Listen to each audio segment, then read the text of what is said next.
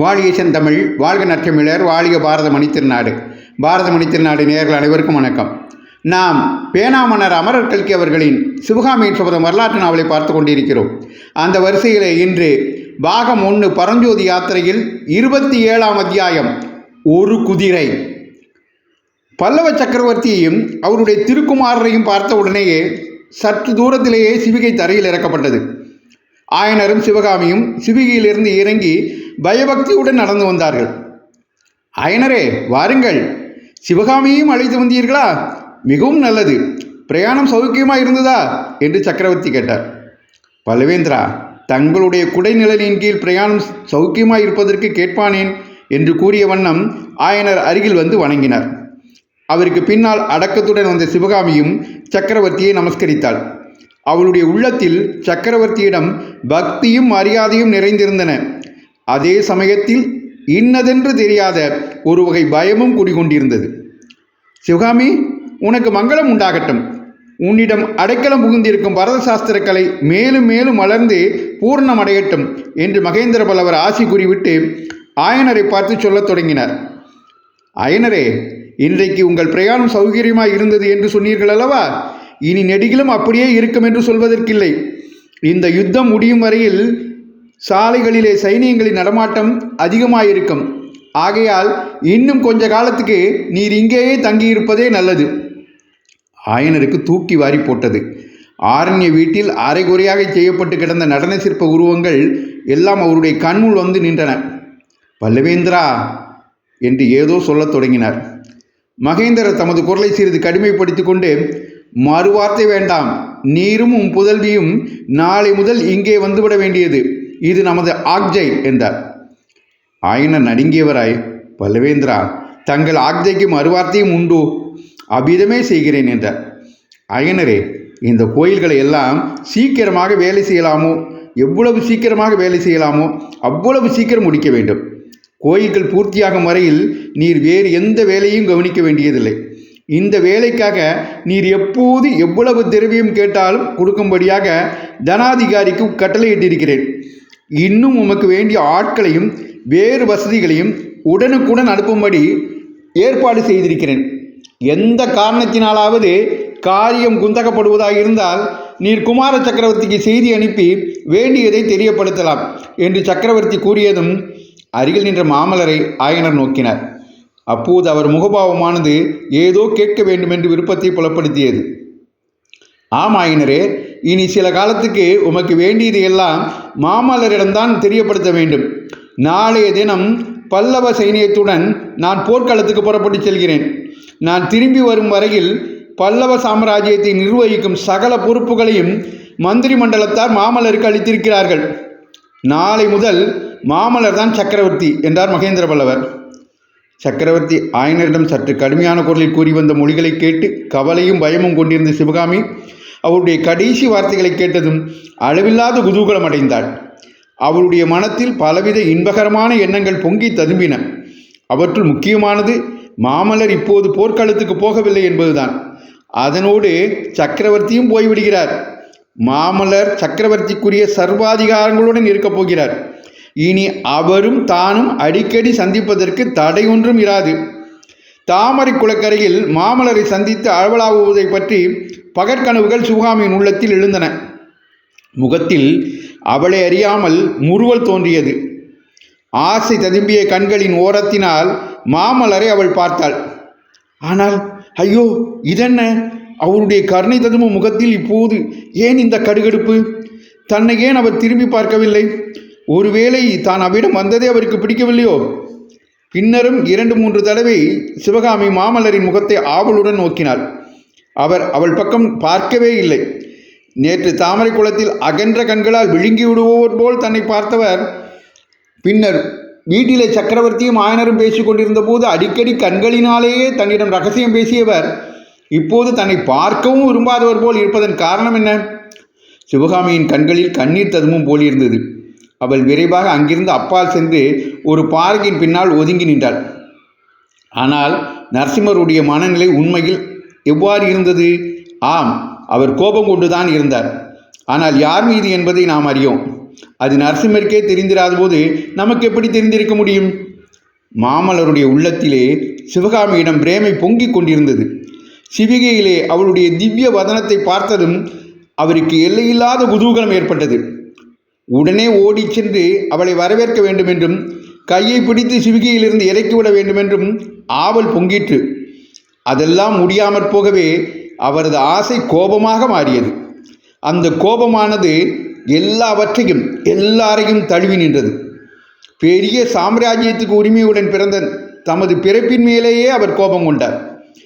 எதற்காக சக்கரவர்த்தியின் அரண்மனையிலே நாம் பிறந்திருக்க வேண்டும்? ஏழை சிற்பியின் மகனாக ஏன் பிறந்திருக்கக்கூடாது என்று எண்ணினார். தாம் போர்க்களத்துக்கு போகப் போவதில்லை என்று தந்தை சொன்னதும் சிவகாமியின் முகத்தில் பூத்த புன்முறுவல் அவருடைய கோபத்துக்கு தூபம் போட்டது போல் ஆயிற்று. போர்க்களத்துக்கு போகாமல் அரண்மனையில் உட்கார்ந்திருப்பது அவமானம் என்பதை அவள் உணரவில்லை. போர்க்களத்துக்கு போகாவிட்டாலும் அவளை அடிக்கடி பார்க்கவாவது முடியப் போகிறதா? அதுவும் இல்லை. காஞ்சி கோட்டையை விட்டு வெளிக்கிளம்பக்கூடாது என்று தந்தை வாக்குறுதி வாங்கி கொண்டிருக்கிறார். இதையெல்லாம் அறியாமல் சிவகாமி புன்கை பூத்து மகிழ்கிறாள். இம்மாதிரி எண்ணங்களினால் நரசிம்மருடைய கோபம் மேலும் மேலும் வளர்ந்து கொண்டு வந்தது. மனோலோகத்தில் இந்த நாடகம் நடந்து கொண்டிருக்கையில் சக்கரவர்த்தியும் ஆயனரும் தொடர்ந்து பேசிக் கொண்டிருந்தார்கள். பேசும்போதே தம்முடைய முகத்தையும் மாமல்லருடைய முகத்தையும் ஆயனர் மாறி மாறி ஏறிட்டு பார்ப்பதை கவனித்த சக்கரவர்த்தி, ஆயனரே, ஏதாவது கோரிக்கை உண்டா? என்னிடமோ மாமல்லரிடமோ தெரியப்படுத்த வேண்டியது ஏதாவது இருக்கிறதா என்று வினவினார். ஆயனர் தயங்கி தடுமாறி, ஆம் பல்லவேந்திரா, எனக்கு ஒரு பொருள் வேண்டும். அதை தங்களிடம் யாசிப்பதா குமார சக்கரவர்த்தியிடம் கேட்பதா என்று யோசித்து கொண்டிருக்கிறேன் என்றார். மகேந்திரவர்மர் புன்னகையுடன், இன்றைக்கு என்னையே கேட்கலாம். நாளைக்கு நான் படையுடன் காஞ்சியிலிருந்து கிளம்பி சென்ற பிறகு என்ன வேண்டுமோ அதை குமாரரிடம் கேட்கலாம் என்றார். பிரபு, எனக்கு ஒரு குதிரை வேண்டும். ஆ, என்ன கேட்டீர்? நல்ல குதிரை ஒன்று வேண்டும்.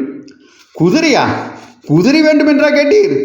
ஆயனரே, அதை காட்டிலும் என்னுடைய உயிரை நீர் கேட்டிருக்கலாம். இந்த பல்லவ சாம்ராஜ்யத்தை கேட்டிருக்கலாம். நன்றாய் குதிரை கேட்டீர். ஆயனரே, தென்னாடு என்றும் கண்டிராத மகாபெரிய யுத்தம் வந்திருக்கிறது என்று உமக்கு தெரியாதா? காஞ்சியிலிருந்து தினந்தோறும் எத்தனை தூதர்கள் நாலா பக்கங்களுக்கும் போக வேண்டியிருக்கும் என்று தெரியாதா?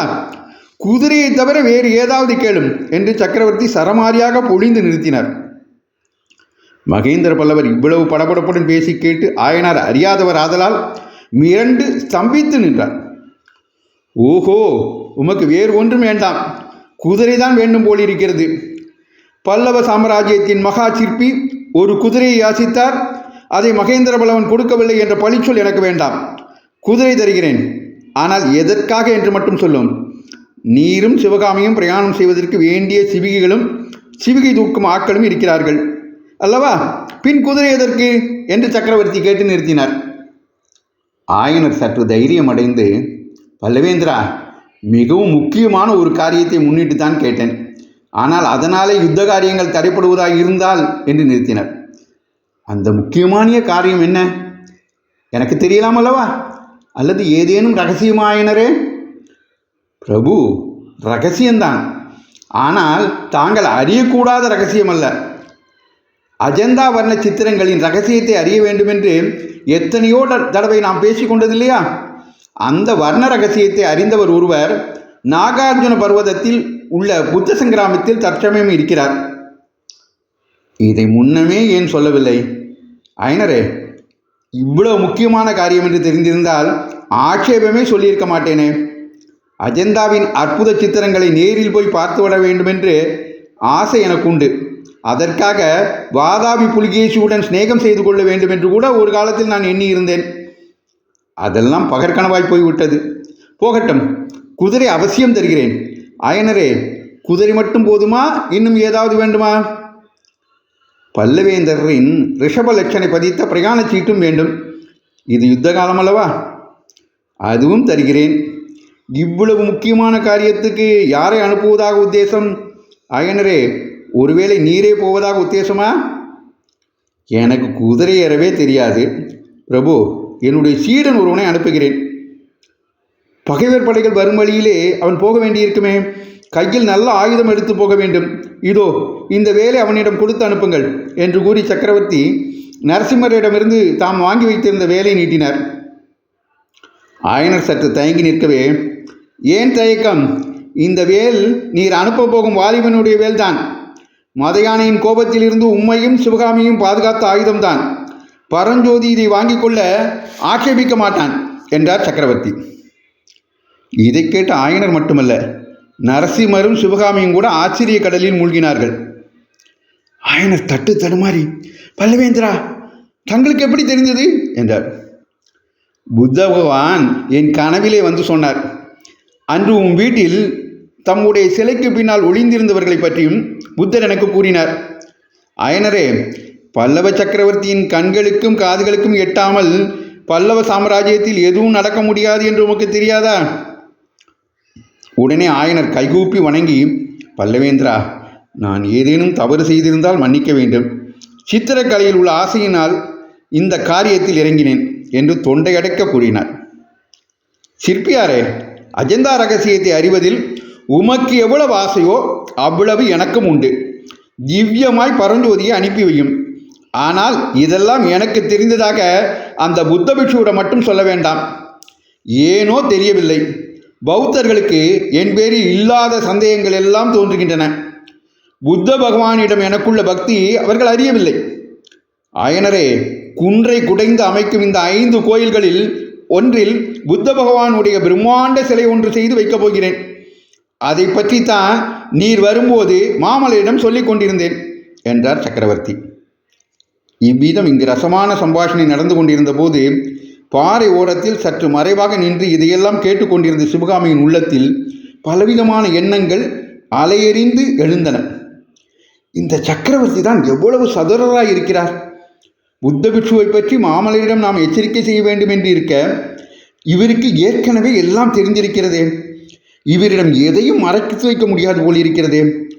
ஒருவேளை நம்முடைய ரகசியத்தையும் இவர் அறிந்திருப்பாரோ? அதனாலே தான் ஒருவேளை குமார சக்கரவர்த்தி நம்மிடம் இவ்வளவு பாராமுகமாக இருக்கிறாரோ? நாம் ஏதேனும் தவறு செய்து விட்டோமோ? இவ்விதம் எண்ணாததையெல்லாம் எண்ணி அவள் உள்ளம் ஏங்கிற்று.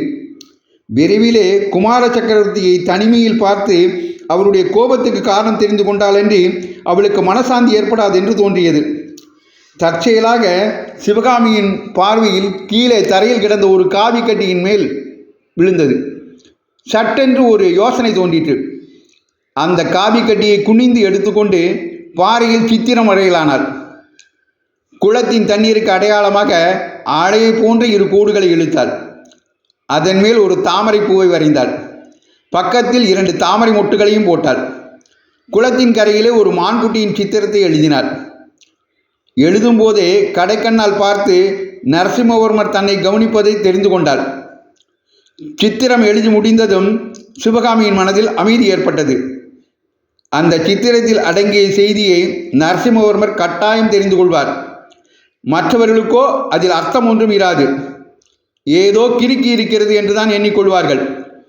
குமார சக்கரவர்த்திக்கு தன்னிடம் அன்பு உண்டென்று உண்மையானால் இந்த சித்திரத்தை பார்த்துவிட்டு அவசியம் அவர் தாமரை குளத்துக்கு வந்து சேருவார். அன்று மாலை சக்கரவர்த்தியும் குமாரரும் குதிரைகளின் மேல் ஏறி காஞ்சிக்கு ராஜபாட்டை வழியாக கிளம்பினார்கள். அந்த பாதை மத்தியானம் அவர்கள் வந்திருந்த 5 குன்றுகளின் ஓரமாகத்தான் சென்றது. அவ்விடத்திற்கு வந்ததும் நரசிம்மர் சற்று பின்தங்கினார்.